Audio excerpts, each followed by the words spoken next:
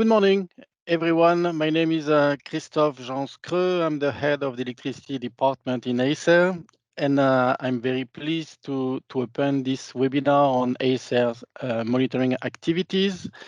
We have a quite packed agenda for today with two important sessions of about 50 minutes each. The first one will be dedicated to the monitoring of cross-zonal capacities. This session will be moderated by Nico Schutet from Craig. And as you know, this is a very critical topic. This is a long-lasting issue where we do not necessarily reach where we see important room for improvement. This is a critical element for the completion of the internal electricity market, but also, in my view, an important factor to meet the decarbonization challenge. So we'll start with this session, and then we'll have another session, this time dedicated to the monitoring of the emergency measures that have been put in place in many member states during the energy crisis. This session will be moderated by Sheila Bartok from ACER. And here, the purpose of this monitoring is to draw some lessons of all these emergency measures that have been put in place by member states and for the future. So we'll have two sessions with a short break of 5 minutes between each. And for each session, we'll have the main presentation, then a panel discussion, and then a Q&A session. Our director, Christian Zinglersen, will be able to join us soon and will make some closing remark. This is it for the agenda. Now, maybe just to remind you some important housekeeping rules. The first thing is that throughout the webinar, you will have the possibility to pose your question in the Slido tool. We'll give you the links. There is the link here, but we will remind you the link each time. So at any time, you can pose your question, and we will try to address them through the Q&A session. As you know, in this Slido tool, I'm sure you are familiar with it. You can rank, you can like the different question posed in order to increase their visibility and the chance for them to be answered. Yes, your microphone will be muted throughout the webinar unless the chair gives you the floor. And maybe the last point I wanted to mention is that, and this is a recurrent question posed by stakeholders, the slide will of course be uploaded on the ACER website soon, maybe today or tomorrow at the latest. That's it from my side. I will now pass the floor to Nico, who will, as I told you, will moderate the first session on the monitoring of cross-zonal capacity. So Nico, the floor is yours. Thank you very much, Christophe, and hello, good morning, everyone. And also on my behalf, welcome, of course, to this webinar. As you may see from the screen, my name is Nico Schutet. I'm an advisor to the Director for Electricity and Gas Markets at the CREG, which is the Belgian National Regulatory Authority for Electricity and Gas. I'm happy to be able today to guide you through this first session of the webinar, where we will go through the first section of the market monitoring report. And this first section is dedicated to maybe one of the core issues in today's discussions on electricity market design and on how electricity markets should support the energy transition. I'm talking, of course, about cross-zonal capacity calculation and about the margins available for cross-zonal trades. As you will see from the next slide, we have structured the agenda of this session in two parts. So firstly, the content of the chapter will be presented by ACER, This will be done for you by Ignacio Munoz Guren Garcia, who is one of the members of the market monitoring team at ACER responsible for writing this report. So this will take about 15 minutes, and this should bring you up to speed with the main messages of the report. Then secondly, we have scheduled a panel debate where I am happy to welcome 4 participants. So first we have Marco Pavesi from ACER, but we also have 3 external panelists. Firstly, Gil Bakker on behalf of IFIAC Europe. Then we also have Leonardo Meus for the Florence School of Regulation, and Elaine O'Connell, who will be representing the European Commission. I'll introduce them a bit more thoroughly at the start of the panel discussion, but each of them will provide shortly their views on the report and on the issue at hand. And this will be then followed by a general Q&A session where, as Christoph mentioned, you will be able to send in all your questions via the Slido application. So that's it with these practicalities covered. I'm happy to hand over to one of the experts on the issue, someone who's been working very hard over the last couple of months to analyze all the available data to make sense of all of it, to draft this report. So Ignacio, the floor and the screen are yours. You can go ahead.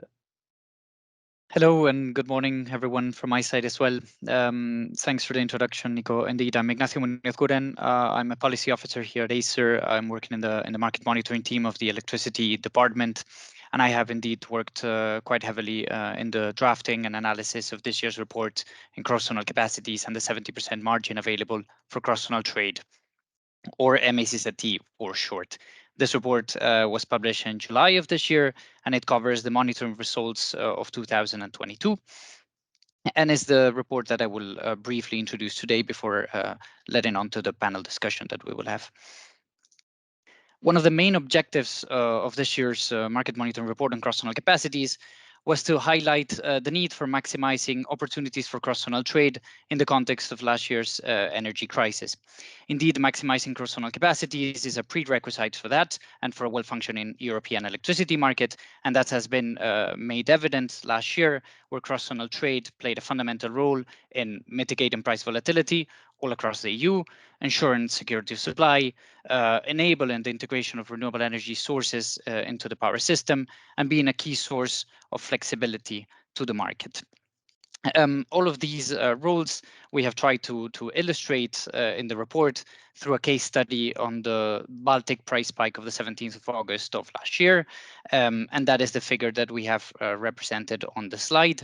So here we see the hourly variations in load in the blue line, the import capacity in the purple line on top, and the day-ahead price, in this case of the Lithuanian bidding zone, in green. And we see the day-ahead price reaching the technical price cap of 4,000 euros per megawatt hour for 1 hour, coinciding with an unusual unavailability of transmission import capacity into the Baltic region. It is worth to note that this price spike did not coincide with a peak demand, but it did coincide with the lowest level of unavailability of capacity. This, combined with a tight supply in the summer months, led to the curtailment of 2 megawatts of demand for that case that could have been avoided where normal levels of cross-zonal capacity provided were available. In this context, the 70% requirement, which was introduced in the Clean Energy Package and entered into force in 2020, whereby TSOs are required to offer at least 70% of the physical transmission capacity in the interconnectors between bidding zones to the market, is a key element because it enables the most efficient use of the available infrastructure, and moreover, it ensures the non-discrimination of cross-zonal trade over internal trade. In that regard, ACER is tasked with monitoring the implementation of this requirement and monitoring the performance of the different European member states, as the lack of cross-zonal capacity represents a significant barrier to the fulfillment and the completion of the European electricity internal market. In doing so, in monitoring 70%, ACER applies a common methodology to all member states that is based on ACER's recommendation 01/2019, and this allows to assess the actual progress towards the target on a year-by-year basis and enables a comparison between the different member states on an equal footing. Based on our monitoring results, which are depicted in the report that we've published, we see that across the EU, the picture of the implementation of the 70% target varies quite significantly depending on the member state. This is mainly due to two reasons. First one is that the 70% requirement is not fully applicable in a large share of member states yet. This is due to the fact that they are multi-year action plans by which TSOs can gradually get to that 70% by the end of 2025. And yearly derogations can be granted on different technical grounds, whereby the 70% target cannot be fulfilled on that given year. And in the map on the slide, I show an overview of what was the status of this derogations and action plans in last year, which was the year that we monitored, 2022. And we see the member states in blue having the ones being granted a yearly derogation due to the various reasons, and the countries in purple being the ones that have a multi-year action plan, which must expire by the end of 2025, where this target becomes widely applicable. Lastly, the member states colored with stripes, with blue and purple stripes, have both of these. So they have a multi-year action plan until the end of 2025, but they also have a specific derogation for this year. This is one of the reasons. Another one is that the implementation of regional capacity calculation methodologies is still at different stages depending on the capacity calculation regions. And as I'm sure you know, capacity calculation methodologies remain a key element in the structural fulfillment of the 70% target, and they're not yet fully implemented in some regions and timeframes. In this regard, last year marked a significant accomplishment with implementation of the flow-based market coupling in the day-ahead market for the core region, which was based on the core capacity calculation methodology, and that allowed for a harmonized application of the MACZT targets all across the core CCR, which is the largest CCR in the EU. This being said, our monitoring shows that very few member states are, as of 2022, fully meeting the 70% target. And thus, we analyze some of the barriers and some of the reasons behind the better performance of some member states compared to others. And this now I show a bit in this slide. So indeed, our analysis shows that most of the reasons for TSOs to request derogations still remain. These are namely the influence of loop flows in some areas of the power grid, but also the lack of fully coordinated processes for the application of remedial action and its cost sharing. These in turn lead to the need for unilateral reductions of capacity being applied by TSOs within the capacity calculation processes. And we have analyzed both the extent to which these have been used in 2022, but also their market impact. And here we can remark two different types of capacity reductions. One are validation adjustments, which are unilateral reductions of capacity on grounds of maintaining operational security when an overload is forecasted, but it cannot be solved with available remedial actions or with the remedial actions made available for this purpose. We have seen that these mechanisms are very extensively used across different CCRs, that they can lead to severe reductions of cross-zonal capacity and thus can have a significant market impact, leading to, of course, socioeconomic welfare destruction. Other type of unilateral restrictions are allocation constraints, whereby TSOs are allowed to set a maximum or minimum import-export restriction in their bidding zone.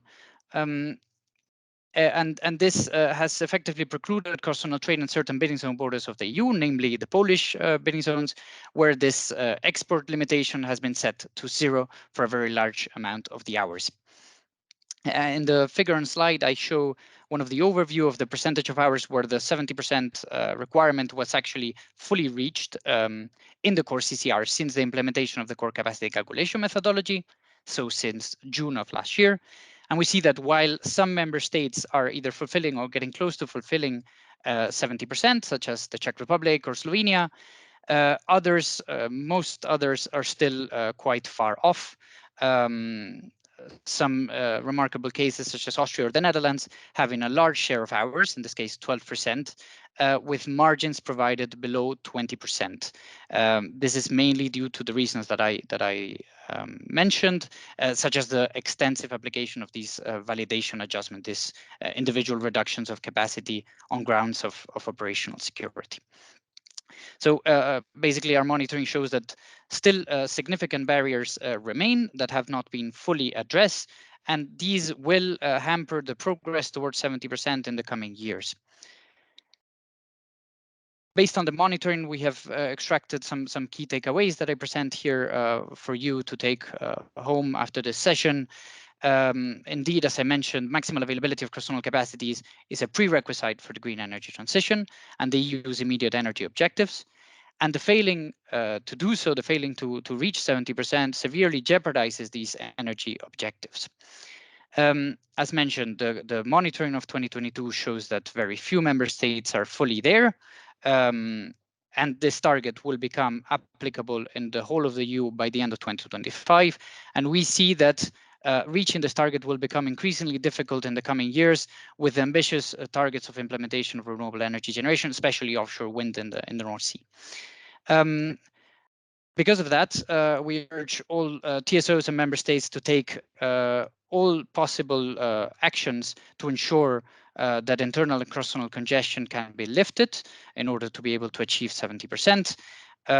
Some of the tools TSOs and member states have in order to do so are to expedite grid investment in the regions where congestion occurs, to set up coordinated processes for the use of all available remedial action and its cost sharing, where these two are not sufficient or not fast enough to ensure that an ambitious bidding zone review can take place that enables the bidding zone configuration to better reflect the reality of the power system. And finally, to optimize capacity calculation and allocation processes, such as by the extension flow base to larger coordination areas where the power grid is really meshed. And lastly, one other note, and that a common methodology for all member states is really necessary to perform meaningful monitoring in MSCT, as it's the only way to enable a comparison of all member states on equal footing. And lastly, from my side, I will mention briefly the next steps after the publication of this report. So we really want to urge all relevant stakeholders to have their say in the topic, and they can do so via the ongoing public consultation that has been open since the publication of the report in mid-July and will be open until the 15th of September. Through this public consultation, stakeholders can provide their view, their feedback on the report, suggestions for improvement in the structure of the report for coming editions, but they can also provide their view more generally on the 70% topic itself. So we really invite everyone to participate in this public consultation, which can be accessed through the link presented in the slides. And then as a second step, and based on all of the input collected by stakeholders and the results of the monitoring exercise, which are included in the report, ACER plans to issue a formal opinion, providing its outlook for the fulfillment of the 70% target in the coming years, so providing its view of the barriers and the trade-offs that are necessary to be able to reach 70% by the end of 2025, which is when it becomes largely applicable. And here I show a figure of the timeline of the monitoring exercise that we have taken at ACER this year that started in February with a collection of data from the TSOs, led to the publication of the report in July, the public consultation period, which ends the 15th of September, and then the formal opinion writing, which is expected to be published by the end of November. And with that, I close my intervention by thanking all attendees for their attention, and I give the floor back to Nico to introduce the panel discussion. So thank you very much. Thank you very much, Ignacio, for this brief introduction to the report. Yet it was a very thorough explanation of everything that ACER has been able to observe and to present in its report. And also, it also shows the key challenges as well as the next steps which ACER will undertake in the next couple of months. So thanks for that. Thanks for that, Ignacio. Next, as I mentioned before, we will start a panel discussion. So now I am happy to welcome 4 panel members, 1 from ACER and 3 external panel members who have kindly agreed to shed their lights on the report and on the topic at hand. On behalf of ACER, we will have Marco Pavesi joining us for the Q&A session later. So Marco has been working on this report together with Ignacio and other colleagues over the last couple of months. He's working at the electricity department of ACER now on some other topics, such as, for example, the bidding zone review study and other capacity calculation and congestion management topics. But that said, we also have 3 external panelists. Firstly, I'm happy to introduce, on behalf of IFIAC Europe and representing the large European electricity consumers, Giel Bakker. Giel is a senior policy advisor to VEMW, which is a Dutch association for the energy, water, and the environment. He's an expert on congestion management, flexibility services, and the regulation of system operators. Then, secondly, we are also joined by Professor Leonardo Meus, who is the director for the Florence School of Regulation. And he is also one of the European experts in academia on electricity markets and network codes. He has published extensively on this topic, for example, in one of his recent books on the evolution of European electricity markets. And then finally, and last but not least, we have Elaine O'Connell from DG Energy at the European Commission. She's working in the DG's units tasked with the completion of the internal energy market. And today she's obviously very much involved in all the ongoing work on electricity regulation, on the ongoing discussions on the electricity market design, as well as on the implementation of network codes and guidelines. So each of these 3 external panelists will be able to make a short intervention of 5 minutes each, which is centered around the 3 questions you will see in the next slide. So firstly, I would ask the panelists to discuss what exactly is at stake when we see that despite all the efforts, as evidenced in the report from ACER, that the minimum target of 70% is not being met altogether in Europe. What is at stake? Furthermore, we would like the panelists to elaborate as well on which barriers do they consider to be the most harmful to prevent further progress. And then finally, we would welcome each panelist's view on the next steps to be taken in order to ensure that from the 1st of January 2026 onwards, we are as close to the target or the target is met completely. So these are the 3 questions around which the interventions from the panelists will be centered. During and after the interventions, the public is welcome to provide their own questions. Obviously, as is also mentioned by Christoph in the introduction, you can send these questions in via Slido, and we will select a few of these, present them to the panelists, so the 3 external ones, as well as Marco from ACER after these first interventions. But first, we start with the intervention or the response from Giel Bakker from IFIAC Europe to the 3 questions. So Giel, welcome. Please, the floor is yours. Thank you. I hope everyone can hear me clearly. Well, just going down the list of questions as presented here. What is at stake? I think I am not saying it putting it mildly, or I'm not underestimating the effects when I'm saying we're talking about the competitiveness of European industries. When we do not reach the 70% MinRAM, we are accepting, in effect, that we will have inefficient market functioning, where we need optimal electricity market functioning to reach competitive electricity prices. It's a prerequisite. And the currently still very high energy prices we're seeing in Europe are making the competitiveness of European industries a major challenge. Furthermore, it's not just a matter of market functioning being something that we aspire to as a goal because we want our industries to be competitive. It's also, I think, an issue of, I would almost say, fairness, because we're paying for 100% of this capacity. So even if we only get to use 70% as a minimum, 100% of those cables are paid for by the end users. So that's another factor.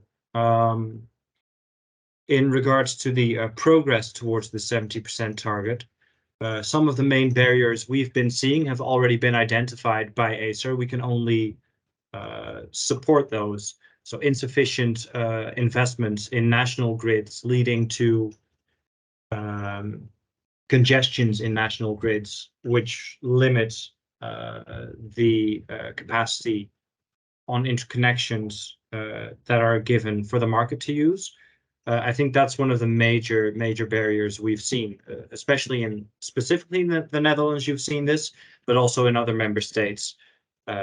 And we support the position that all measures that can be taken at a member state level to enable or to ensure that the 70% goal is reached should be undertaken. So if there's a lack of remedial measures that are available to system operators, our experience is that when system operators say that there are no options to them available or not enough sources for remedial actions, generally speaking, this is also because of poor communication or because the specific products being requested by system operators don't necessarily fit the kind of flexibility that you will find between end users.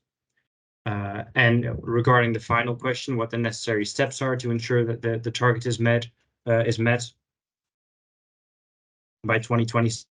I think it's twofold. On the one hand, making sure that all the options that are available to accelerate the reaching of these targets. So ensuring that the grid investments are sped up, which has all these other underlying issues with, for example, with getting the appropriate, well, I don't want to say licenses, but getting the appropriate, can't find the English word for it currently, but making sure that with the government you have all the agreements you need to expand your grid, making sure that the materials are there in time, getting the personnel required. All of these things are issues that should be dealt with at a national level, which TSOs in different member states are struggling with. And so that's the one side of it, making sure that all these steps are taken at a national level. And on the other hand, making sure that if it's required, that we accept the outcome of a bidding zone review, and that we do not think, oh, this will never happen. No, if we don't reach the 70% goal, the bidding zone review and a bidding zone split, that's what will be done. I think those are, that's our answer to these main 3 points.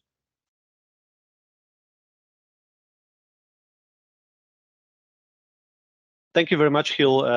That's very clear message on behalf of the electricity consumers, which are by many means one of the main stakeholders. So clear message to the TSOs, but also to the regulators and the policymakers, I believe. Thank you. Next intervention will be by Professor Leonardo Meus on behalf of the Florence School of Regulation. Leonardo, what do you have? Could you shed your light on this problem, please? Yeah, thanks, Nico. And thanks to ACER for inviting me. When you get invited to this kind of webinars, it's also a good occasion to actually read the report, right? Because there are so many interesting reports coming out. But now I was forced to read it, and I really enjoyed reading it. And I also congratulate Ignacio for the refresher through his presentation. So it was interesting for me because I read in the report that basically we seem to be somewhat coming to the conclusion that ex ante regulation of the availability of capacity is maybe more difficult than we thought, right? I guess we never thought it was going to be easy, but I read many elements in the report that are new to me. So it's not easy to set a target and to enforce that kind of target. And that's why I thought my contribution could be about, taking a step back, right? So if we go back to the EU clean energy package, when this target was negotiated, I think the draft text sometimes had X%, right? At least this was a Brussels rumor. I never saw this draft text. And then when the X became 70%, I think many already at that time feared That's maybe not the easiest way to handle the issue, but it was at that time the only compromise that could be found.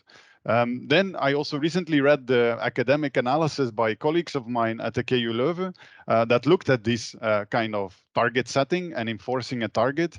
And they actually demonstrate that if you do that in a single system with a single TSO, single country, that normally you would want to do a trade-off between setting a target at a certain level and the redispatching costs you have as a consequence of that. And then the optimal capacity would of course change due to market conditions, network conditions. So in theory, you would need to have a kind of a variable target that changes all the time. And to the extent that that is, based on imperfect forecast, you would also make some mistakes, right, in setting this kind of target. But my understanding of this target is that it was actually introduced for a different reason. We were not trying to set the optimal trade-off necessarily between redispatching costs and availability of capacity. What we were really trying to do is to solve that discrimination issue that Ignacio mentioned in his presentation between national and international trade. And I think we already knew that was a problem because we had two antitrust cases.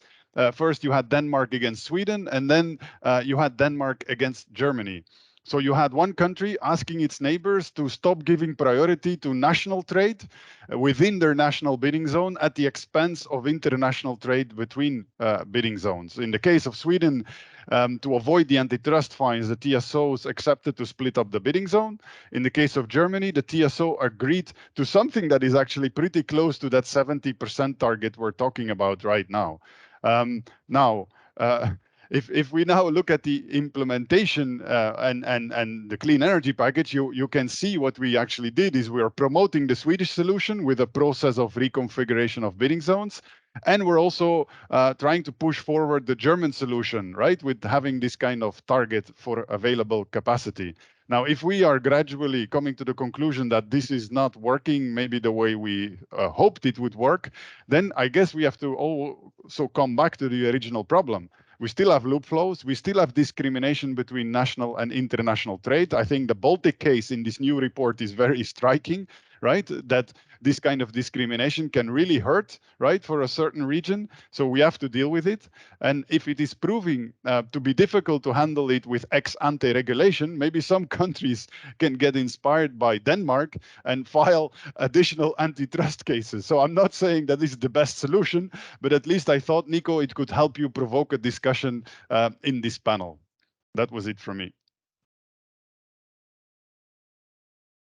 A very good point, Leonardo. Thanks for taking the step back and for sharing shedding your light on the broader topic. Indeed, it's not just the 70%. It's an entire discussion around this toolbox, and I think ACER also correctly elaborates on this in the conclusion of its report when it discusses all the means available to all the parties in order to solve this non-discrimination issue. This is actually the core of the entire report. And it's a very important policy discussion. So thanks, Leonardo. Final contribution or final intervention will be provided to you by Elaine O'Connell from DG Energy at the European Commission. So welcome, Elaine, and we're very anxious to hear what the position of the Commission is in this regards. Thanks very much, Nico, and thanks to ACER for inviting me here for this panel discussion. It's been a very interesting presentation so far, and first of all, I would like to thank ACER for all the hard work in preparing this report. And I think the background that was provided by Leonardo just now is actually a very helpful place to start. So recalling a bit the reasoning and the intent behind the legislation, I think the first thing to say is that the principle of maximization of cross-border trade, it has always been in the legislation. It was in 714/2009 already, and so has the principle of non-discrimination between internal and cross-border trades. So the minimum 70% threshold simply puts a number on these principles, and so in some ways it's not so new in that sense. And indeed, this threshold was introduced in the legislation because there was a consensus that the capacities being made available to the market at the time were insufficient.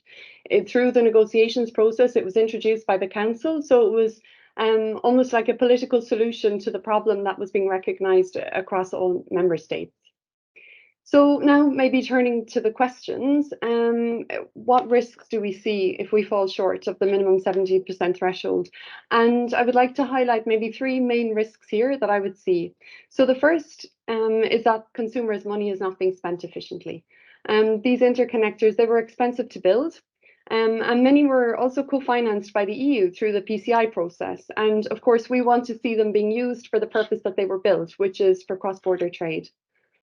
Secondly, we also risk security of supply. Although we saw very high prices last year, we didn't have a security of electricity supply crisis. And this is because the neighbours were able to rely on each other, and some member states that are normally exporting became importers. So this was the case in France, for example, due to the unexpected outages in the nuclear fleet. And so without efficient cross-border trade, we lose the advantage that we have here in Europe, and that's that the market design supports security of supply and the flows go to where they're needed when they're needed. And the third risk that I'd highlight here is to the deployment of renewables and to meeting our renewables targets. Member states, as I'm sure you all know, have made strong commitments to strengthen our energy independence through the REPowerEU programme as well. And they've stepped up those commitments over the last 2 years. And that's including by the accelerated rollout of renewables. And a good example of this would be from member states to deploy over 100 gigawatts of offshore wind by 2030. So we need to be able to trade this energy around Europe for 2 reasons. I would say the first one is to ensure that renewables can be exported rather than curtailed whenever possible. But secondly, so that our consumers and industry can benefit. And I'd like to come back to the point made by IFEC earlier, and I think it's a really important one, that by having access to cross-border trade, by having access to cheaper renewables and cheaper generation in other member states, if that's possible, that can really boost our industrial competitiveness. And then maybe switching to the next 2 questions, I'll maybe take them together and reflect a little bit. Because according to the legislation, member states have 3 ways to address congestion. We already heard about this from ACER. They can build new infrastructure and strengthen the internal grid, reconfigure the bidding zones to better reflect the grid configuration, or pay for redispatch. There are 3 ways to address congestion and reach the 70% target. In the past, it's possible, maybe one of the barriers is that it's possible that member states didn't really consider all of these options, or maybe how a combination of all 3 might work best for them. So what I really see now is that there's a unique opportunity coming next year for member states to address this in a coordinated and very holistic manner. And because of 3 main reasons. So member states have had time to put into legislation the streamlined permitting procedures that were required by the emergency legislation last year. And now it's been fully confirmed in the revised Renewables Directive. And we know that lengthy permitting procedures have been a big hurdle in the past. Member states will also receive the bidding zone review study from TSOs next year, and it will be for a member state decision to be taken then. And this is also going to be close to when the minimum 70% threshold will fully apply. So I think member states can better estimate how close they think they'll be by the end of 2025. And so with these developments, I'd expect member states to reflect them in the discussions on the bidding zone review decision, and also to plan well for achieving the minimum 70% threshold by the required deadline. Maybe just to end on a final point, to say that this was a very sensitive topic in the Clean Energy Package discussions, and it took time to reach a text that all member states could agree to, and for the Commission now it's also a priority that it's well implemented. So thank you very much, and I look forward to the discussion. Thank you, Elaine, for very eloquently also presenting us with the views of the European Commission.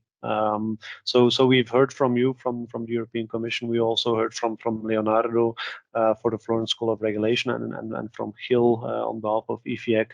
Now we will also be joined by Marco Pavesi from ACER, who has contributed to this report. I will raise some questions to you. So as mentioned before, everyone is welcome to ask additional questions, ask for clarifications, whatnot in the Slido app. So I can see already that we have a lot of them. We already have 18 questions, I believe, with additional ones coming in.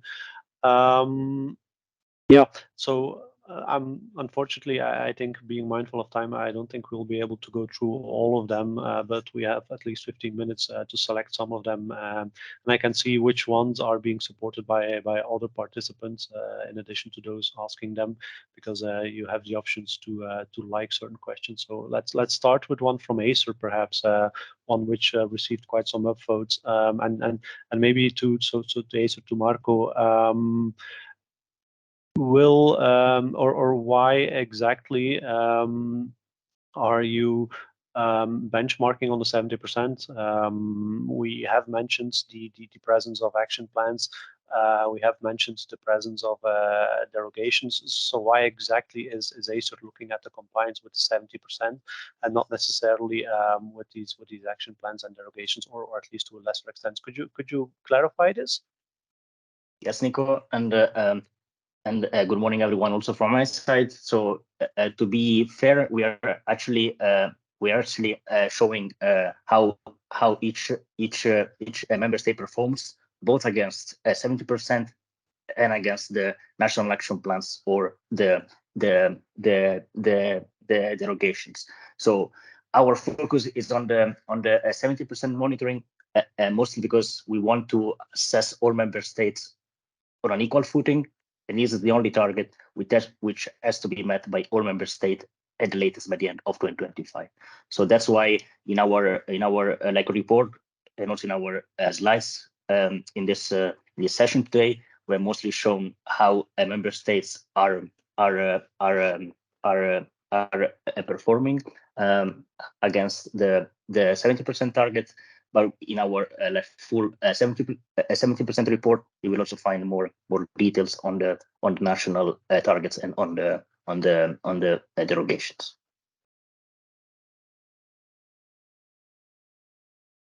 Thank you for this clarification, Marco. Maybe next, I have a question which is a bit linked to this compliance monitoring of NRAs with the derogations and with the action plans. There was a question, I believe it was raised to ACER, but I'll raise it to Elaine from the European Commission instead, because some people are asking whether we could consider offering incentives to countries that do meet the 70% targets, or should we consider penalties for those not reaching them? Are there any options here that are considered from a policy perspective? So I'd like to come back to maybe a point that Leonardo made earlier about how difficult it is to have an exact target, and I think at this I think it's important to say that the 70% is a minimum threshold. So the exact target is actually should be what's the best outcome in terms of socio-economic welfare. And so having these efficient markets is something that will bring down the cost of electricity around Europe. So that's something that we're aiming for. In terms of having additional incentives in order to reach these targets and to reduce congestion, that's where the benefits will come. Actually, it will come from, it will be there for industry and consumers at the end. And in terms of how the Commission views this, I mean, we see this as incredibly important. This issue is just going to become more and more important as we deploy more renewables around Europe. We expect cross-border trade. We expect that issue to become more important over the coming years. And so, of course, we're going to be looking at the target and looking to see who has reached the target and who hasn't after 2025. But that all takes time. And of course, we expect that member states are making all efforts to reach the targets and to reach the legal obligations that were agreed to.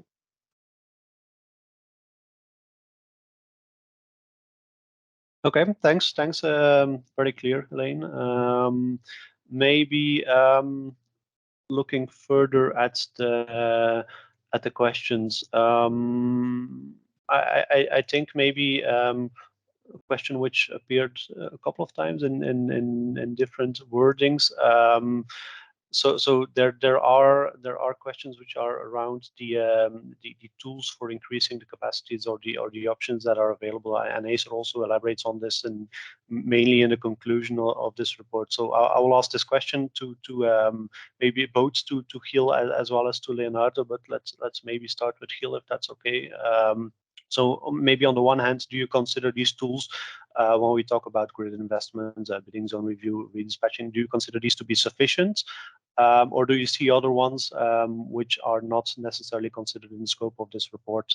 And which ones do you think are most important? So Gil, if you could shed your light on this, and then we move on to Leonardo for the same question. Yes. Well, regarding grid investments, I think that should be one of the main tools. And where grid investment is maybe seen as not being sufficient, you can of course use remedial actions, use redispatching where necessary to complement it. But we still see that insofar as grid investment isn't adequate, it's because of this amalgamation of factors. That means it's going slower than it could be. So there's all sorts of barriers that grid operators are facing that with either spending their finances more wisely or being more proactive, they could be having their grid investments and grid expansions going a lot faster than they currently are. So yeah, in our view, that is the main tool to be used. Okay, thanks. Indeed, that's. I mean, I think that's also one of the positions which ACER expressed in their report. So, thanks for confirming this. Maybe to Leonardo. I mean, I see now an additional question which is also linked to this. So, if you could elaborate maybe first on this one, and then maybe go a bit further, because there's also a question if there are more efficient models, because you also took a step back looking at the 70% from a distance. Is there anything that you can consider more efficient than just aiming for the 70% in a zonal design from an academic perspective? No, thanks for that question. Well, I cannot disagree with Gil. So indeed, I guess we are in a moment that we are all agreed that we need more grid investments. Even tomorrow, I will be speaking at a big forum on EU grids, right, where we're really all trying to discuss that topic, right, how to move forward.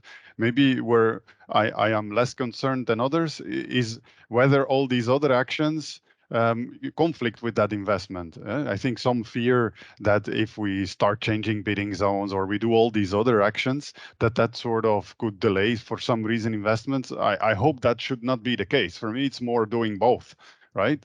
And then maybe also connecting with the previous question on penalties is if we feel that under the clean energy package regulatory framework, it's too hard to get countries to live up to a reasonable level of availability, right? If we don't have enough tools there, I think that's why I mentioned this antitrust route, because there, as we know, in competition policy, the Commission EU level has a lot of powers to give fines, and these fines sometimes can help certain countries maybe to do what they were already supposed to do. And as far as I remember, I didn't see that tool mentioned explicitly in the report. Maybe I missed it, but I think that could also be part of the conversation.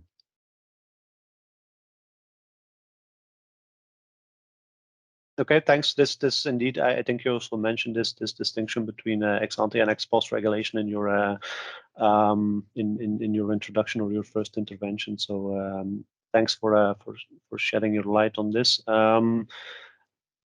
Looking forward through the questions, maybe one directed to ACER, a bit of a maybe a bit of a difficult one, but do you think there could be a common message from ACER and SOE, for example, in the MESC or in the electricity fora, on the reports for the minimum 70%? Because I mean, we discussed the ACER report. Obviously, there's also an NSOE report on compliance with the 70% threshold. So do you think?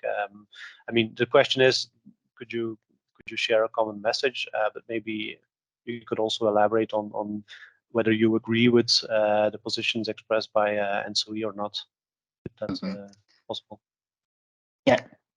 Indeed, that's a very good question. So we've been working really hard with and so in the last few years to get to a common message on this topic, but unfortunately we haven't yet managed to fully converge on this point. So indeed, NSOE has published their market report in the course of June this year, which portrays somehow a more optimistic pictures towards the 70% fulfillment. This is mostly due to the fact that they are mostly focusing on the national performance versus derogation and action plans, and less on the final minimum 70% target, as well as they're basing their own calculations on different national methodologies. So this is a kind of one of the main issues for which our ACER findings are somewhat different compared to what has been published in the ENTSO-E market report. So we've been working hard to find some common grounds here. For the time being, unfortunately, all those efforts have not brought any conclusion, but we hope that next year, with more interactions at the early stages, we'll manage to find this common grounds in the next fora for 2024.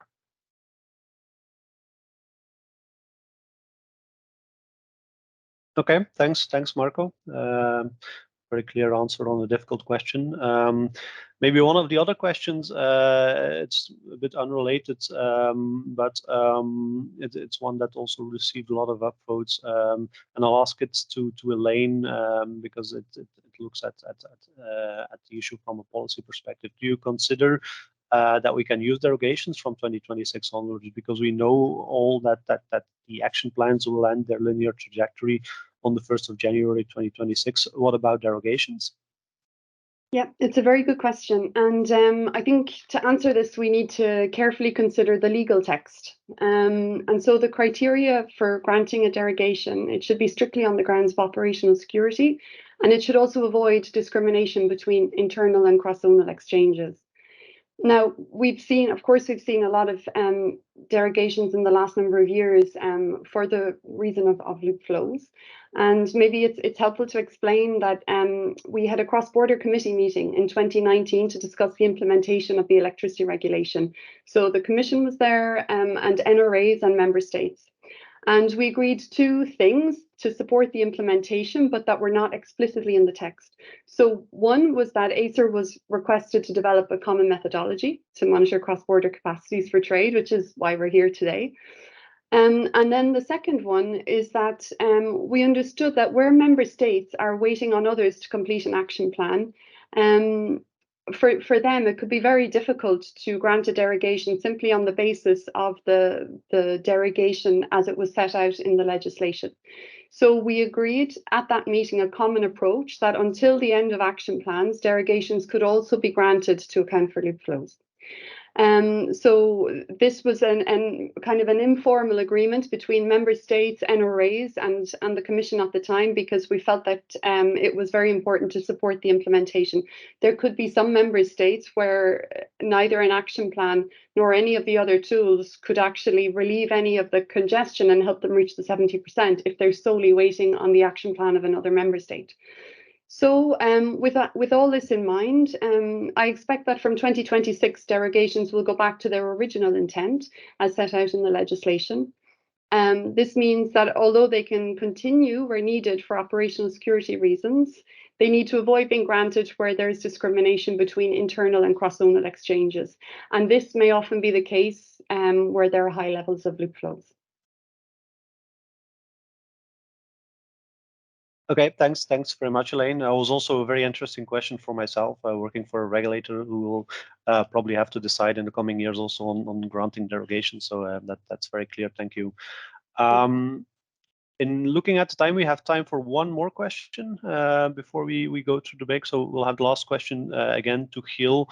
It was asked in the slide, have you or have anyone of your members been able to quantify what the non-meeting of this target would mean on the actual prices that would be paid for electricity? Because I understand this is a very sensitive and important topic for large industrial consumers as well. Do you know anything about these kinds of impacts, or is this more a feeling or a theoretical appreciation of the problem? No, I think that question will be an excellent one for a proper study to be conducted, because we don't have a quantitative like underlining argument for that. It really is just the theory, and it makes sense if you just reason it out that if you don't have effective cross-border trade, or if you have it less so, that the prices that you will have coming from the market are less efficient. But no numbers that I can share at this moment. Thanks, and indeed that would be a very interesting topic to maybe to academia to study. I mean, we have some case studies. We have a case study on the Baltics, for example, where this link is being made explicit. Yeah, we have indeed also the messages from the April assessment of last year, where this link is being made even more explicit, but really having an in-depth quantitative study on the impact of capacity reductions on non-price peaks would be very interesting. So thanks, Gil. Also thanks to Elaine, Leonardo, and Marco for their very valuable contributions. And for taking the time to try to reply to as much of the questions posed as possible. Unfortunately, we did not manage to go through all of them, but I think we've managed to touch on some very important ones. So I will close this session here. As you can see from the slide set and from the agenda, we have a short break now. I believe we have a break until 11. And then Chila Bartok from ACER will take over from me to moderate the second session, where the section of the MMR dealing with the emergency measures will be presented. So now, goodbye for now. Have a good, albeit short break, and then looking forward to the next session. Thanks a lot. Thank you. Thank you. Good morning to all of you. On my side, from my side as well, and welcome back from the break. I could see that some of the attendees were also very active during the break and were adding some comments in the chat. But now I think it's time for all of you to sit back and listen to the second session. The second session will be dedicated to the emergency measures that member states have introduced following the Russian invasion to Ukraine. So we'll be looking at those specifics in this second session. I'm just trying to moving the computer and introducing to you practically the agenda of the second session, which will follow a very similar approach. We will have a presentation from Christina Brantel from ACER. She was working and was a co-drafter of this report. Then we will continue with a panel of 4 external experts, 2 from the Commission, 1 from BEUC, and 1 from Bruegel, a think tank from Brussels. And then finally, we'll have the same Q&A session, but also an ACER colleague will join the external experts, and we will discuss these interesting elements that are falling out from this report, but also from the political arena. So, as you may know, member states have implemented emergency measures. The Commission was trying to guide this process, first with the European Commission's toolbox. Then there were very active political discussions about emergency measures. And then the Council has passed several crisis regulations, some more focusing on electricity. Those will be in the forefront of today's discussion, but there were several others that were related to gas. And then that was marking practically a policy making, a very active policy making as of the second half of 2022. Christina will step in, and then she will provide with a post-reflection about the merits and drawbacks of these emergency measures that the EU member states adopted in the context of energy crisis. Christina, the floor is yours. Perfect. Thank you very much, Jilla, for the introduction. So welcome, everybody. My name is Christina Brantel, and I'm part of the market monitoring team, of the electricity department, which I joined in March. And I've worked both on the assessment of the emergency measures, which I'm happy to present now for the team, and also on the 70% report presented beforehand. So let's start with the presentation of the report on assessment of emergency measures in electricity markets. this whole exercise started with an inventory of the multitude of emergency measures, which was published by ACER in March.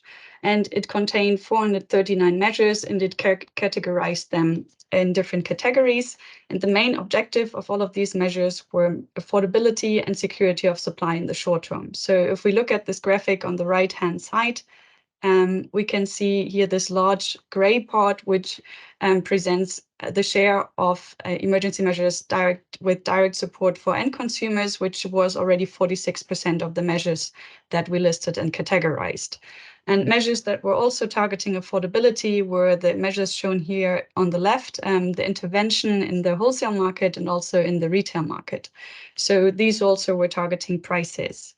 And then for the other big group of emergency measures, which were directed at security of supply, we had some which were directed at primary fuel supply, gas substitution, and then the more broader category, energy savings. And also there were measures which were not pertaining to either of these greater categories, but were then summarized under other. So all of these measures also came with a price tag, and the estimations of this go from 305 to around 650 billion euros. So one also has to consider this price when choosing the measures. So this report that I'm going to present now analyzed the measures considering not only these short-term goals, affordability and security of supply, but also analyzes long-term regulatory goals, such, for example, market integration, investment signals for the energy transition, and likewise. And the main aim of this report is to offer reflections on the impact of the emergency measures, especially assessing trade-offs as the basis for future approaches. So on this next slide, we directly come to this. So emergency measures always entail compromises. And here on the right-hand side, you have this this table, and on the top you can see the different measures from primary fuel supply over to the interventions in markets. And on the left-hand side here, you see the different regulatory goals. So starting from affordability for end consumers, security of supply, but then also analyzing efficiency and demand response, the energy transition and corresponding investment signals, market integration, and then we also had a chapter analyzing cost. So for each of these regulatory goals, the report has a separate chapter having an in-depth analysis regarding the impact of the measures on each of these regulatory goals. And this table is mainly the key overview outcome that I'm going to present here, but I invite everyone to have a closer look at the report. So let's take the first category, so the affordability for end consumers. And if we then look at this line here, we see that all of the measures either had a positive impact, so indicated here by the plus sign, or were non-applicable.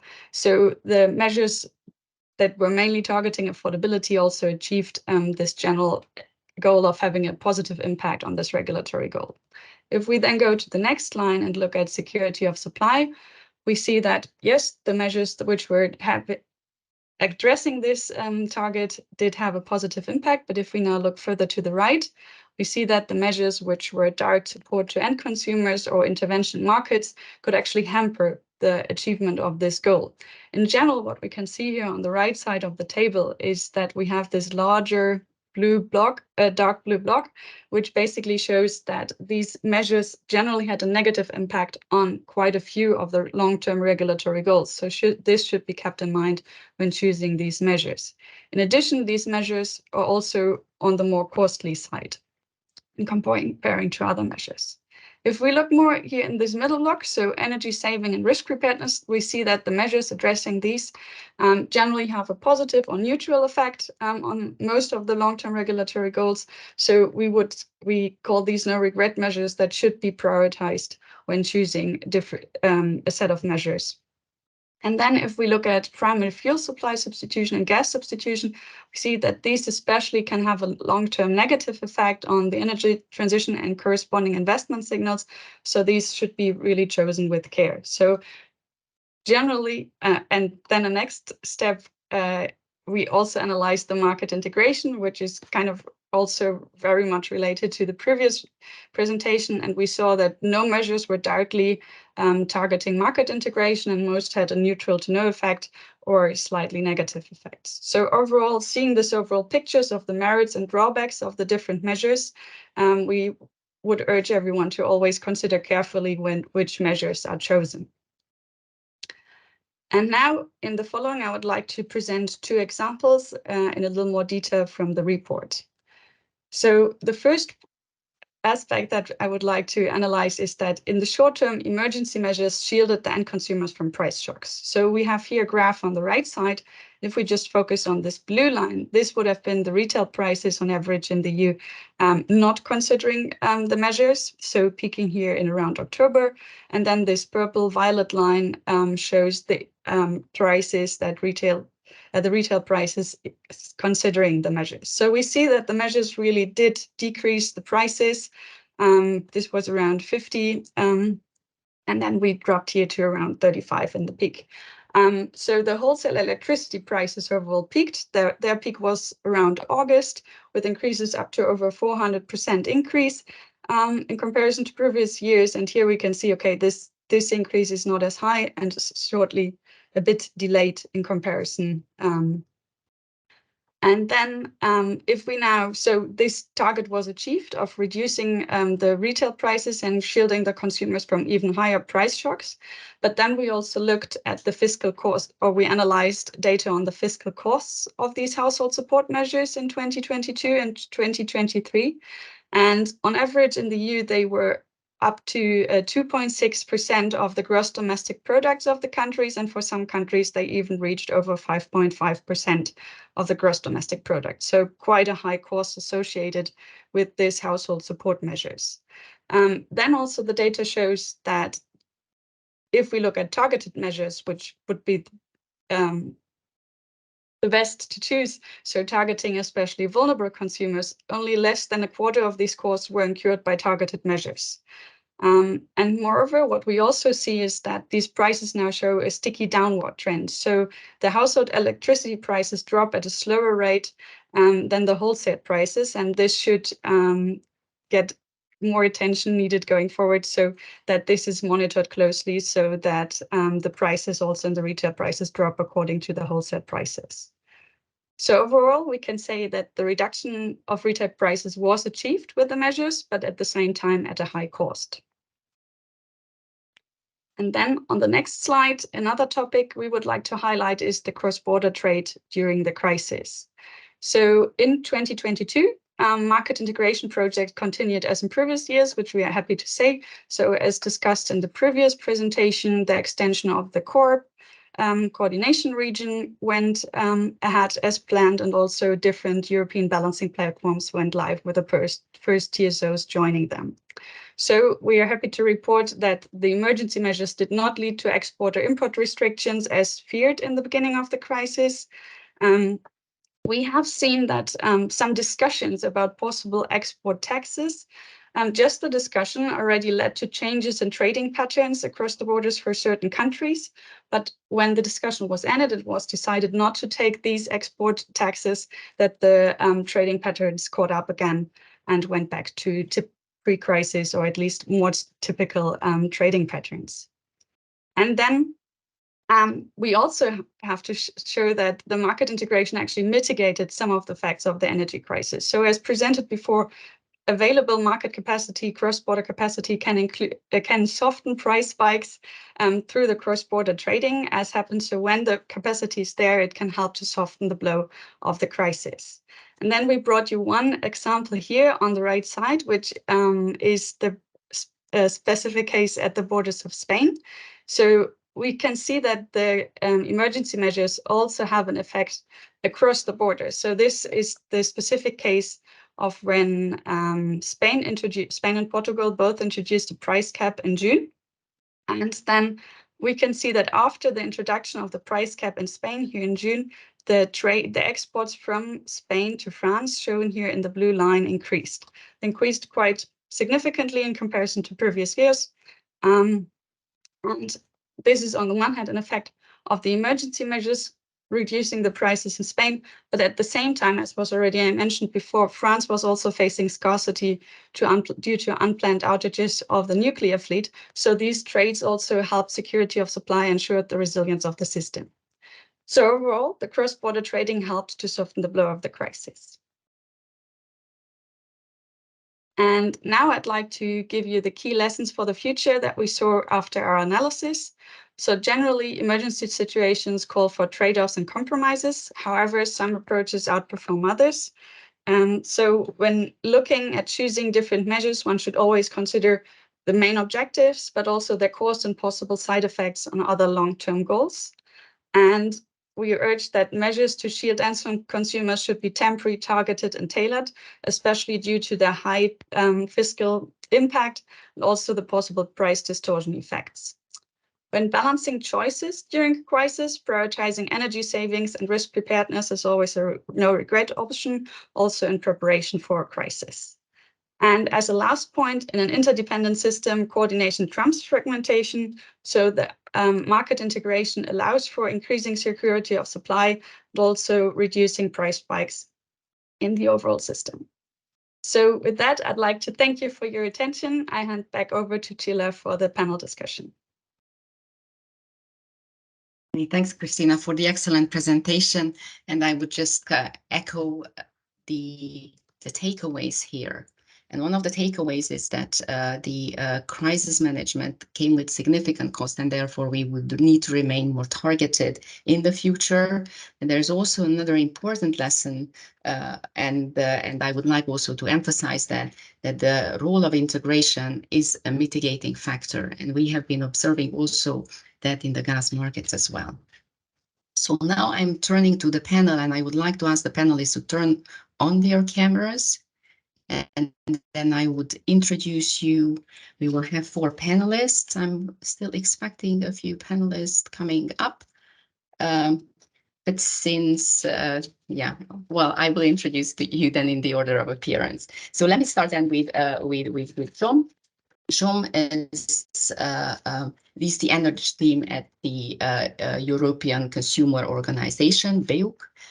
He's working very closely with electricity and market design, and lately also on decarbonization. He has more than 8-year professional experience in Brussels, and he was working throughout this time with the energy sector, either advisor companies or representing the interests of supply companies and consumers.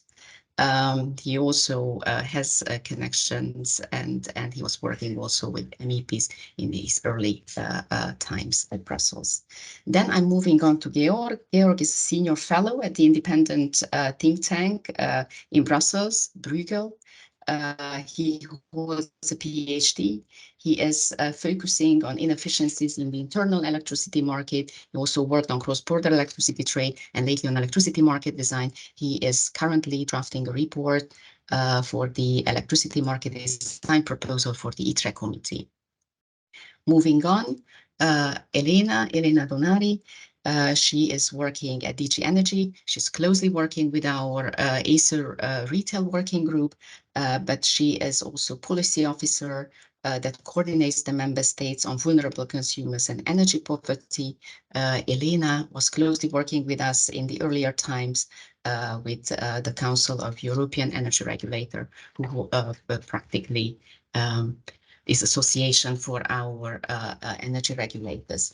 And finally, but not lately, Elisabeth Casili. She's working again at DG Energy. She is with Unit 3C3, which is focusing on the internal energy market. And she was very much involved in the Commission's report on emergency measures, which was issued in June 23. She's a legal professional, and she has a background in competition law and energy regulation. With that, we can, I think, move on with the questions. And the panel will have block up 3 questions. I would like to get somehow to make them bigger, to make it feasible for the panelists to see them.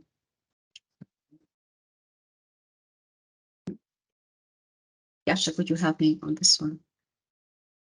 So then I will introduce simply the questions to you. All of them do relate to emergency with emergency measures and how you see them. So one, which is very important question in this block of 3 questions, what is that strikes you in terms of the objectives of the emergency measures that the member states took? Then what would be your main takeaway from this period of the energy crisis? And then the third one is, what could be the main takeaway for policymakers when they would face future crises of this extent? And we could start with Shom to make his intro on this, a little bit with a focus on the consumer.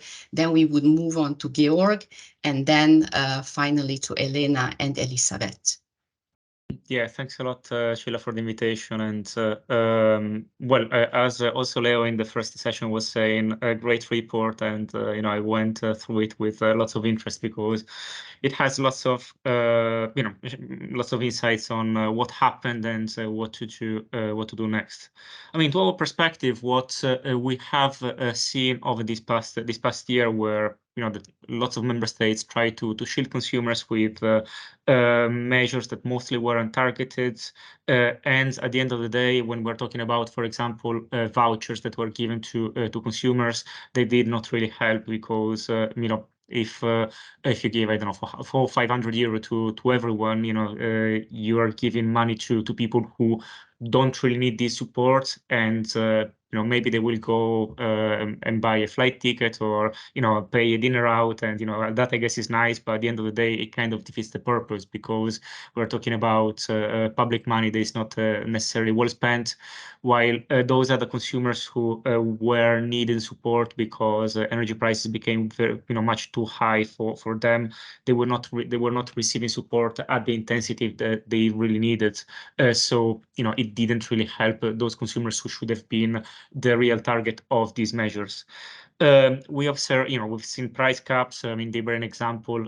It's a prime example of that. And although it's was positive, or it helped some consumers, it was negative for other categories of consumers in the way it was adopted in Spain, or rolled out in Spain. But in general, we're talking about measures that are very very expensive on the state budget. So we really need to think about whether it was money well spent. And at the same time, where we've seen also member states and government authorities trying to provide support to consumers, in the sense of providing them tips to save energy. We've seen lots of noise on the press and on the media with lots of confusing ideas or confusing tips that were provided to consumers, so they were not really reaching out consumers very well. But there is also, some good things that happened. What we observed, for example, in Ireland, Italy, Denmark, governments or regulators or suppliers made an effort in helping consumers to pay for their bills, providing them bill deferrals or payment plans. So either by a regulation or through agreements between suppliers and consumer organizations, which is what happened in Italy. And again, in many cases, what some categories of consumers needed was simply a little bit more time in paying for their bills, and ultimately they would have been able to pay for their bills. So this is an example that it is positive, and it should be replicated. We've seen some member states trying to provide consumers and providing consumers more protections against disconnections, and we think that it was quite positive, because when prices went up, many consumers were scared that they would lose access to energy, and that would have been harmful for their well-being. And this happened, for example, in Ireland, in the Netherlands, in Germany. So it was a very good response to this crisis, and again, we've been advocating for making these protections permanent in in the revision of the electricity market design, but also in the gas directive. And if there is some takeaway and some lesson learned and some steps forward from the crisis, that is one of those that should be undertaken. And we've also seen some governments or some companies actually helping consumers engage in energy through demand-side flexibility. For example, the program adopted in the UK by national grids, where consumers were being remunerated for adopting behaviors that would have helped them to reduce their bills, but would have also helped the economy to use less gas, hence reduce everyone's bills.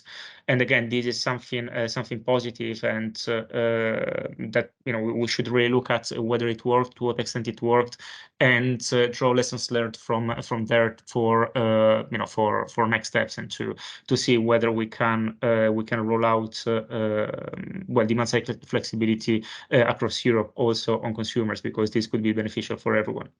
Moving forward, I think that the one thing that we should not forget is that if this winter is cold, we might face problems. So we should, although now weather is is quite good here in Brussels, and we might be, and because of gas prices are low, we might be thinking that we are out of any risk and out of any danger. I mean, we should not, let's say, underestimate the fact that again, if we have a cold spell, we might be in trouble again. So probably there is a need for looking at emergency measures or potential emergency measures this winter as well.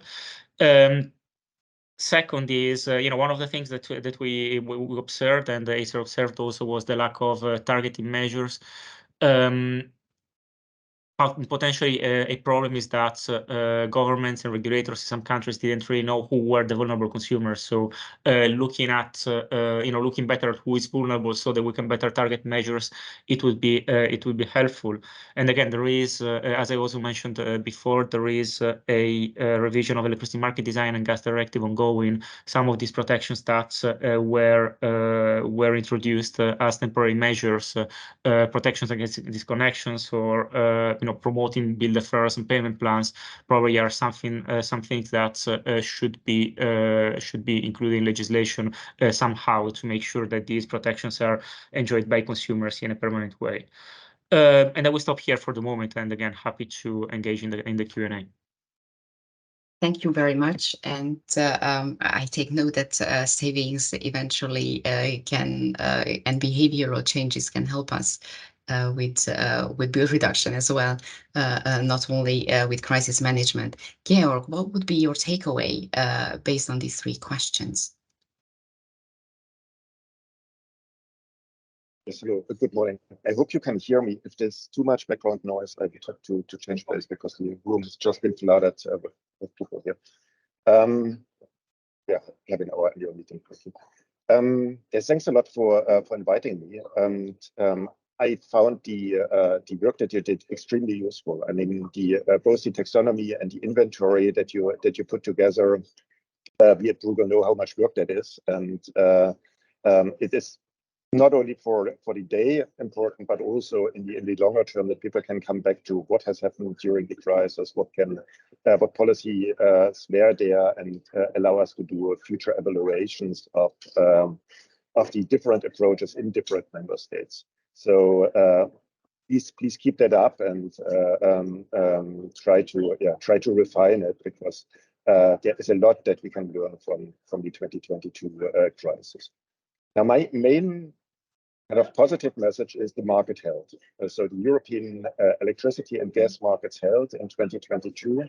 Prices were there to incentivize flows of energy between member states. Prices distributed the burden of demand reduction between different consumer groups, between different member states. So it was a massive success. If you see the scale of the crisis, Germany lost some 60% of its gas imports. France lost about a third of its electricity generation, and still no blackouts, no massive disruptions with people sitting in the cold. Nobody would have foreseen that, and I think the kind of praise goes to the internal market for keeping that here. Also, the emission trading system was protected, which is not to be taken for granted if you see the discussions that we had last year's situation. So nobody started to kind of undermine that in order to bring down coal-fired electricity prices in a significant degree, which is extremely important for the long-term transition. And what kind of allowed the success, in my view, has been the national political commitment to saving gas and to a lesser extent electricity. So the statement by the heads of state and governments, facilitated by the Commission, that we have these saving targets was crucial for preventing the disintegration of the market, because otherwise individual member states might have just subsidized their consumers, try to keep them fine, not saving energy in their country, and then the internal market would not have survived because borders would have been closed. So I think that, in my view, is the success story of 2020.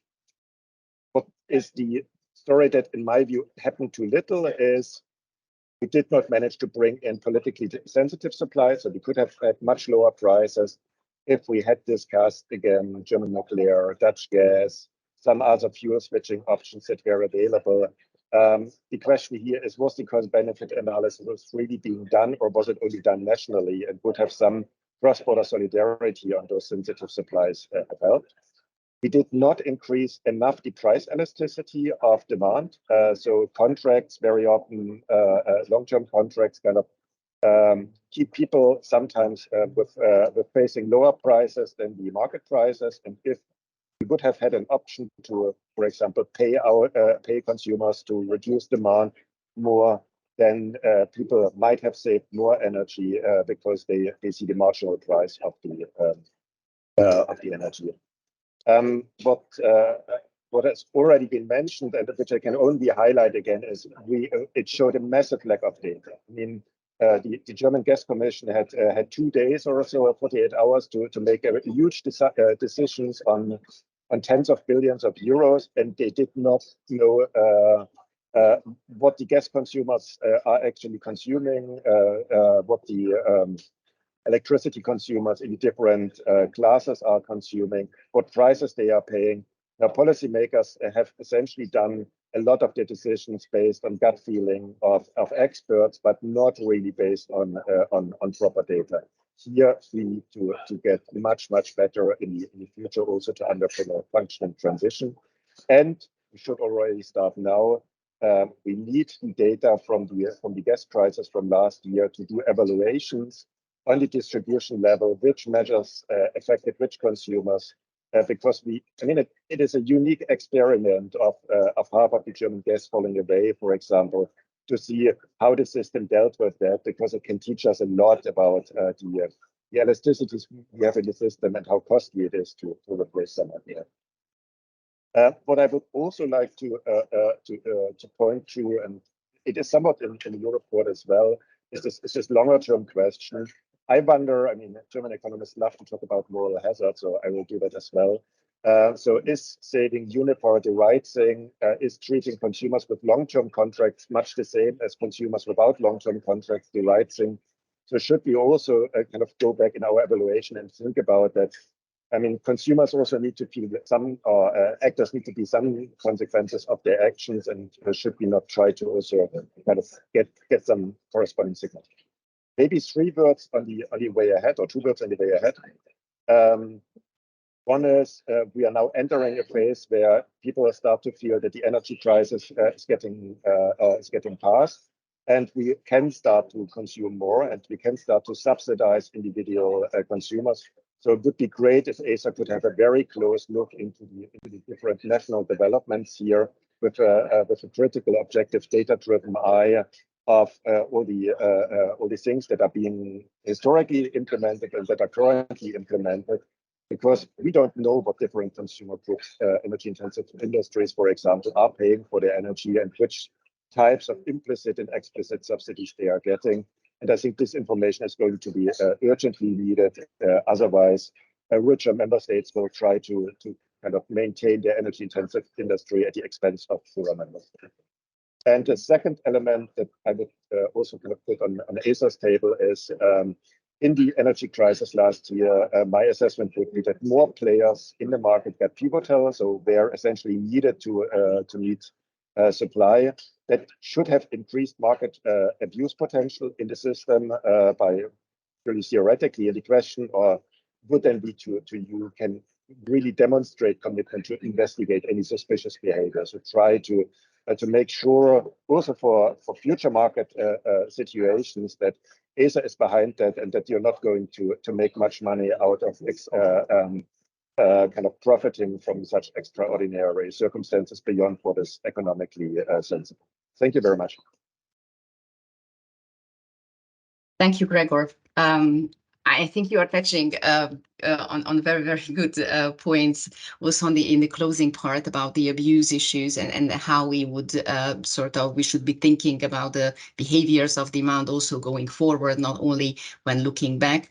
I very much recognize that it was successful that the lights were on and then the heating was on during this very extraordinary crisis. So thank you very much for the insight. And now I'm turning to Elena. Elena, would you make your statement and what are your takeaways based on the 3 questions? Yep. Actually, I think my colleague Elizabeth will go first, and then I'll give you my perspective. Just agree. Okay, so then Elizabeth will come in on the market design element, and you will then focus on consumers. That's the sort of share up of the task. Excellent. Elizabeth, the floor is yours. Thank you very much, Ila, for the introduction, for the presentation from ACER's presentation on this panel, and of course for the invite to participate. Obviously, a very interesting discussion, a very timely one as well. I will focus more on the emergency measures in electricity wholesale market, and then my colleague will go on. My colleague Elena will move on to discuss interventions in the retail market. I would like to thank ACER very much also for the report on the emergency measures. I will focus my short intervention on the Commission's report also. So as you mentioned at the beginning of this panel introduction, the Commission also issued a report on the 5th of June 2023 that basically assessed the emergency measures that were taken by the regulation 2022-1854, so the so-called 122 regulation that the Council adopted in October 2022. So what we assessed was basically how member states implemented the 3 types of measures that are included in Chapter 2 of this emergency regulation, and in particular, the 3 types of measures were, first of all, the demand reduction measures, secondly, the implementation of an inframarginal revenue cap of a maximum of 180 euros per megawatt hour, and thirdly, the measures in the retail market. So the report was not only to assess how these measures were implemented, but also to assess the possibility or the necessity, rather, of those measures being prolonged. So the outcome was pretty common on all these 3 measures for different reasons, but basically we concluded that there was no necessity for prolongation for either of the 3 types of measures. And if we now focus for a moment on the demand reduction and the inframarginal revenue cap, link it also to the first question that we see on the screen here, is that for us, it was a rather positive experience, particularly with the demand reduction measures, where we saw very many member states, well, almost the entirety of member states, actually taking the necessary measures. Abiding by the mandatory target of 5% demand reduction at peak hours, and there we saw rather a convergence with respect to the types of measures that the member state took, like awareness raising campaigns and some more concrete measures which we saw being repeated from one member state to the next. So they're very, very positive experience with respect to the implementation of this measure. On the contrary, we didn't have very good feedback, let's say, with respect to the inframarginal revenue cap.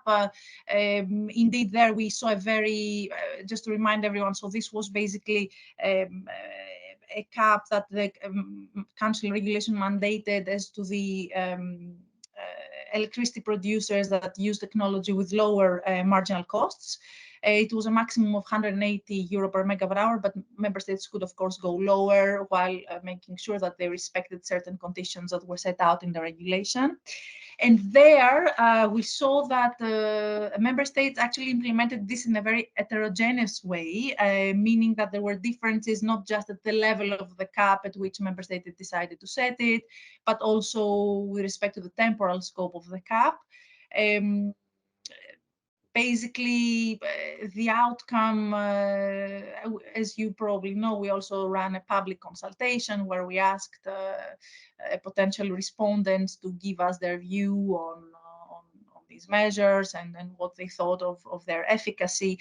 And pretty much while there was very good feedback on the demand reduction measures with respect to the inframarginal cap, we saw the majority of respondents being against it, not only for the reason I mentioned, that there was a lot of heterogeneity in terms of how member states implemented it, but also because apparently it created a lot of regulatory and investor uncertainty in the market, and this is definitely an unwanted impact.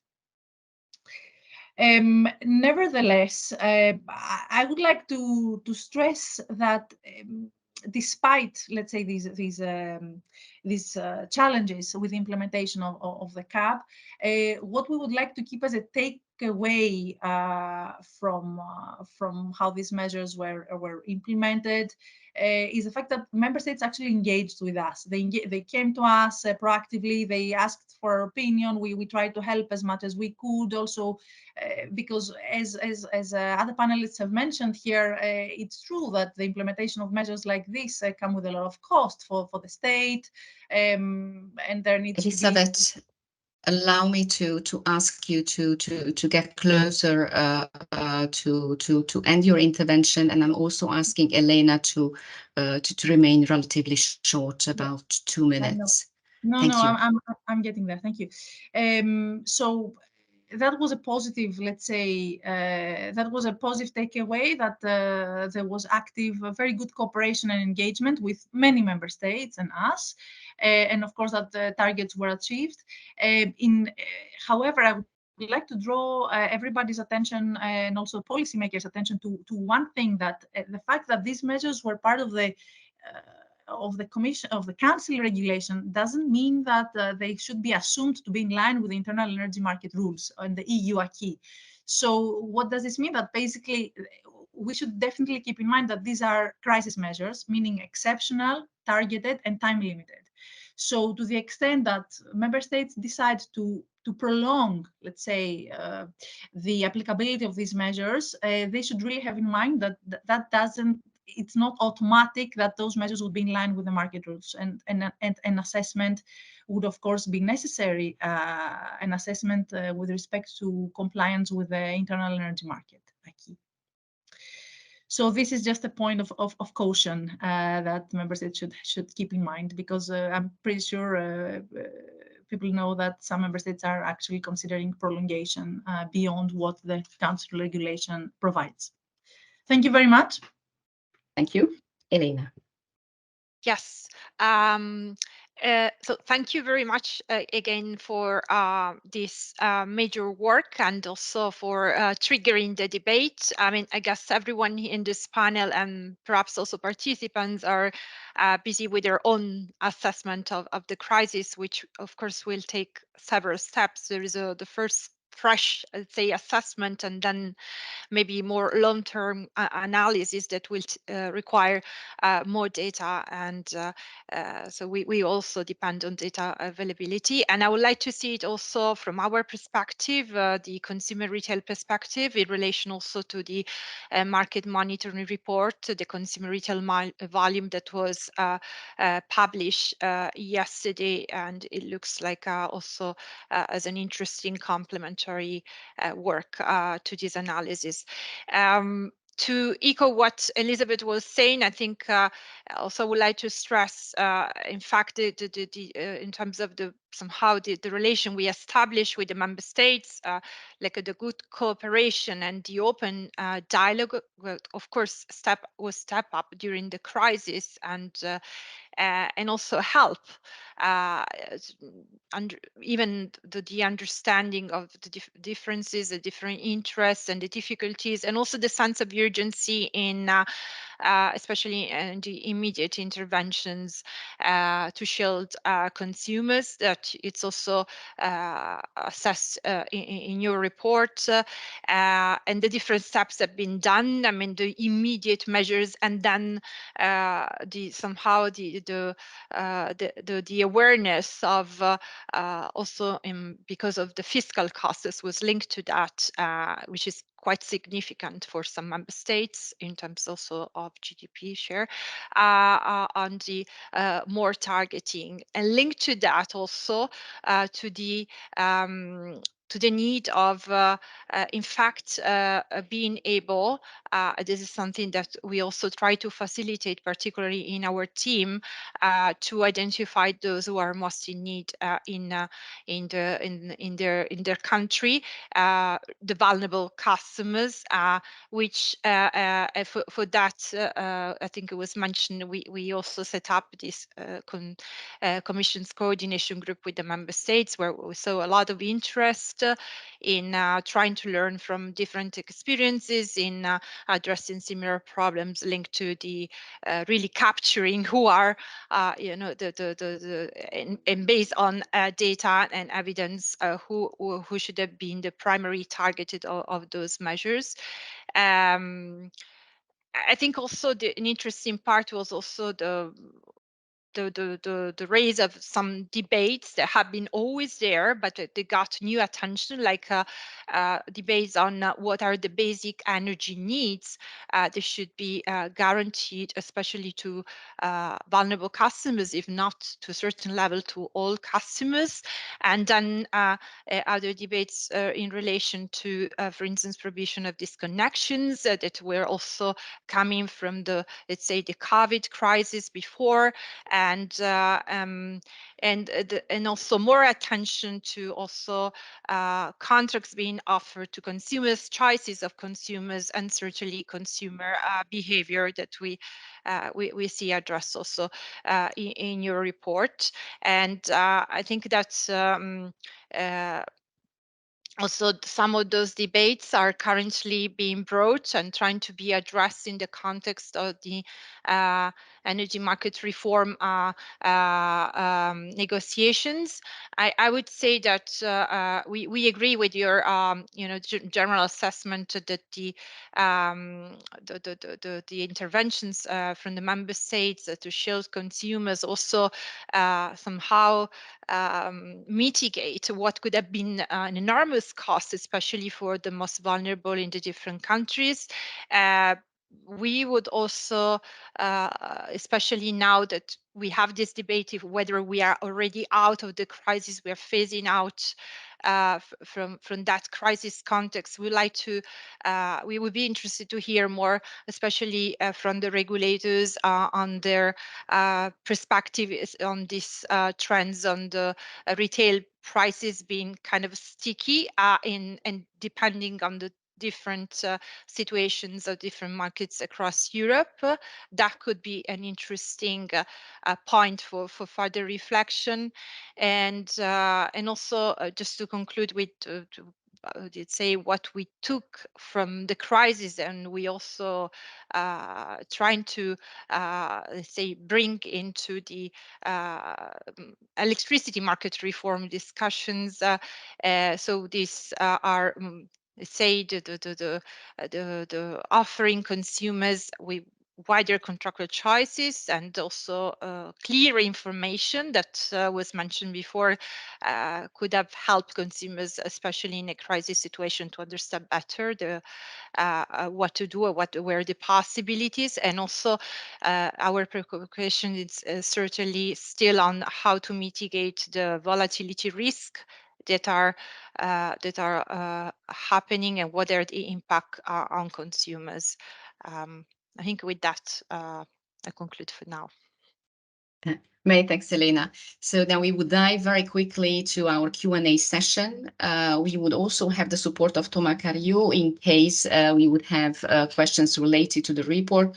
Thomas is an expert on gas and electricity regulation, and he has followed and coordinated this report and is working with the electricity market monitoring team. With that, I would start with a provocative question that could go first to Jean and Georg, but I'm happy if all of you contribute. And the question is, are you concerned by the impact of some price caps that had on the suppliers while these caps were intending to also have consumers? So what is your view, Georg and Jean, in the first place, and maybe the other colleagues as well? If I can start, so what I find concerning, or what we find concerning, is again what happened, for example, in the UK, right, where because of the price cap, you had lots of suppliers who exited the market. The thing is that we are, let's say, I mean, the goal of European policies, and I mean, and we agree with that, was to make sure that consumers receive prices that reflect basically market circumstances, right, and to create some competition that is healthy competition where suppliers compete on the market. And there are very good reasons why the European Commission, the European Union pushed for the liberalization of the energy markets. However, I mean, a liberal market functions well only if there is a competitive market. So if because of price caps you have lots of suppliers exiting the market, you enter into a situation in which there is no competition anymore, and consumers are end up paying too much for electricity because suppliers cash in margins that are a little bit too high. And this is basically what also ACER to some extent observed in some markets when they observed about that well, there have been downward sticky prices, right? So we are concerned to some extent on price caps, on retail price caps, is because these might hinder competitiveness, and at the end of the day, this might be negative for consumers. Is a good level if a good level of competition is not achieved again in the future.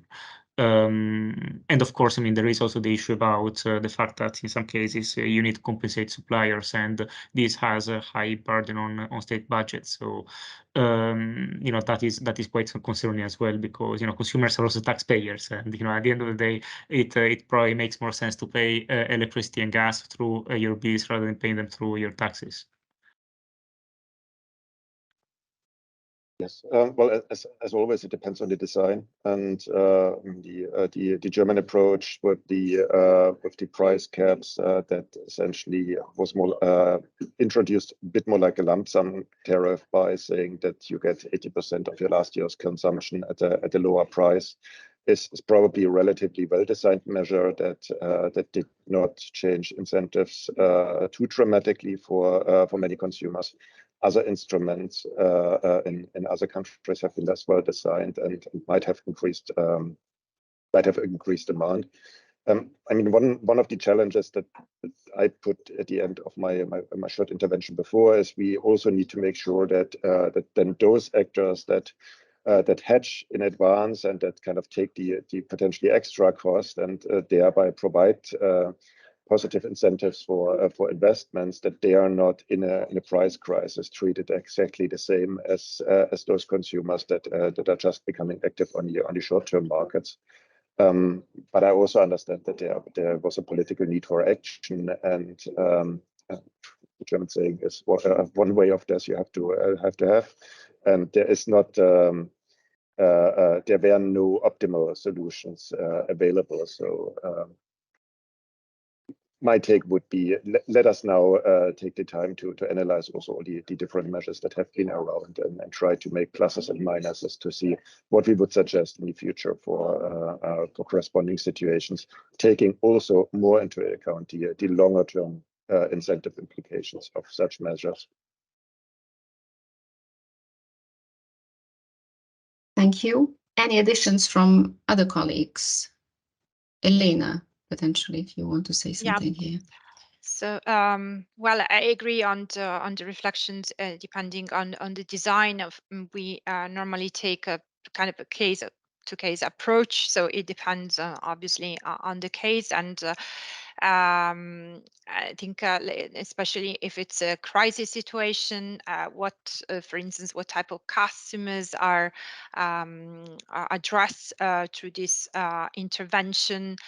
If we are talking only about the vulnerable customers, or this is extended to whole households, and what reasons.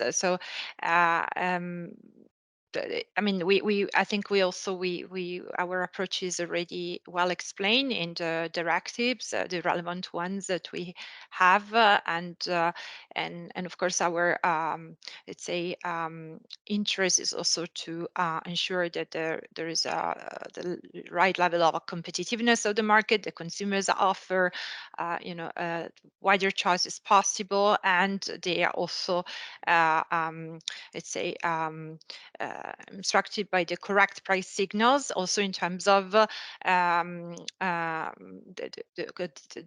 decisions and behavior they want to take, including in relation to the consumption, and this is also explained in a transparent way to consumers, to end consumers in particular. Thank you very much. I would like to ask the Q&A session panelists to come with very, very short response on the following question. When we are looking at some measures, some of them were disruptive. If you were a policymaker, which one you would stop going forward? And I would close the session then right after that.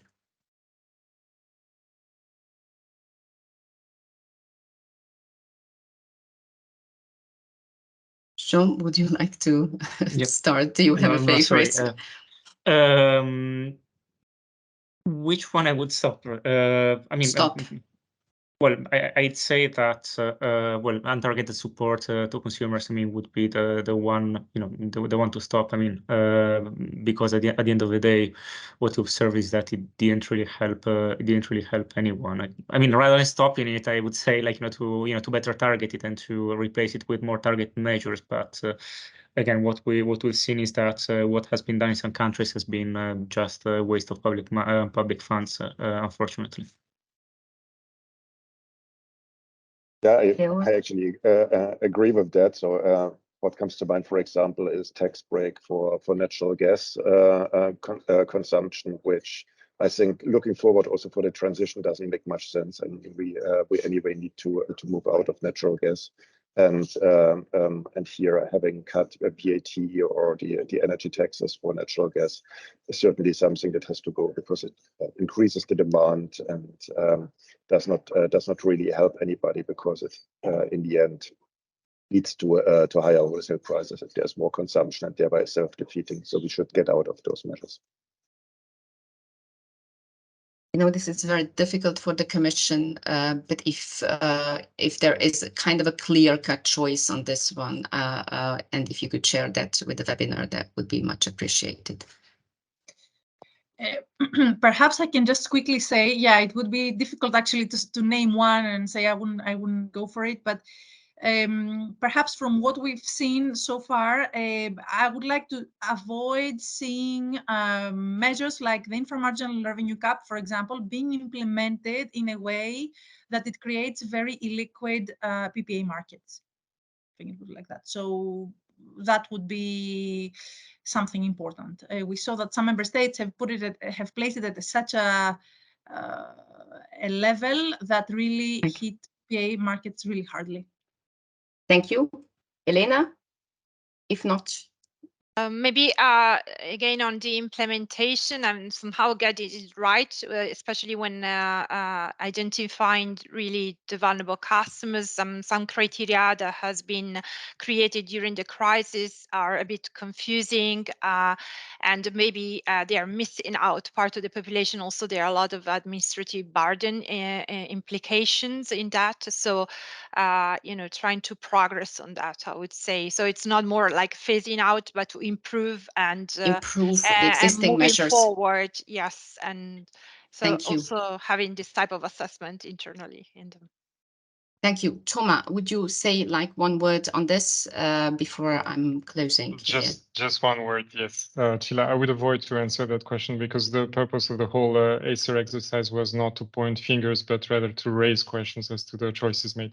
So I would simply say that in the choices made, we think it would be relevant to always recall the end objective, which was what we used as for our assessment, which was to shield end consumers from the most extreme effects of the crisis. So always think who is affected and how do I best target the solution to that.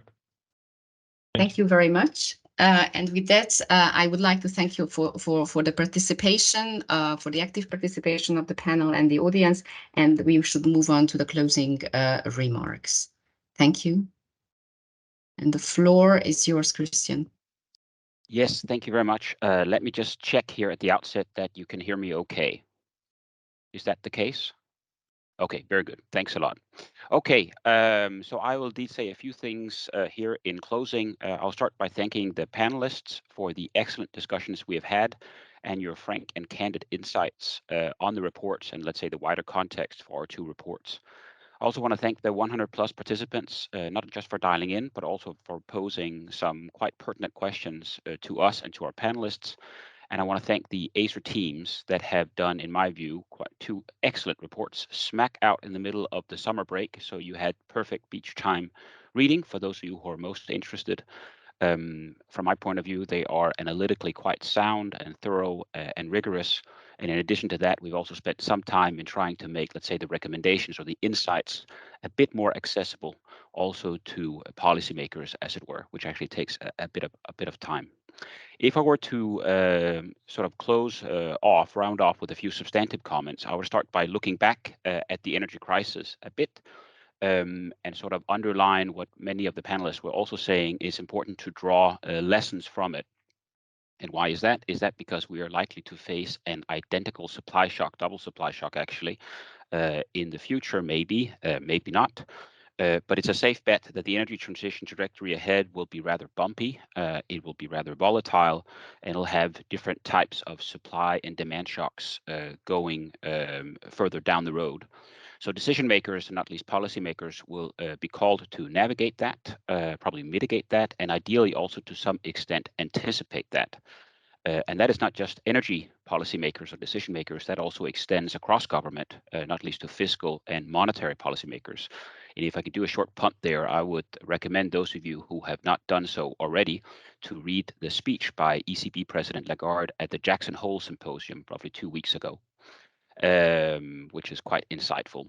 So it's important to draw lessons from the crisis in terms of the trade-offs involved, the tough choices involved, possible no regret options, as it were, and also to what extent collective or at least coordinated responses to certain of the challenges merit more individualized responses. Now, that one lesson we have tried to emphasize in the context of the energy crisis and lessons learned is the resilience value in a well-integrated energy market, whether it's electricity or gas. And I think Georg Sackmann of Bruegel coined it by saying that the internal market actually held, and that was a very significant benefit in trying to get through the crisis on better terms than would have otherwise been the case. And this is also important in the context of this second slide, sort of looking ahead, if you will, and connecting this to our 70% report. Not least because a lot of the current, let's say, political visionary thinking about energy hubs across different resource-endowed areas of Europe will probably hinge upon the comfort in capacities being made available for flows, or the 70% target being met in essence.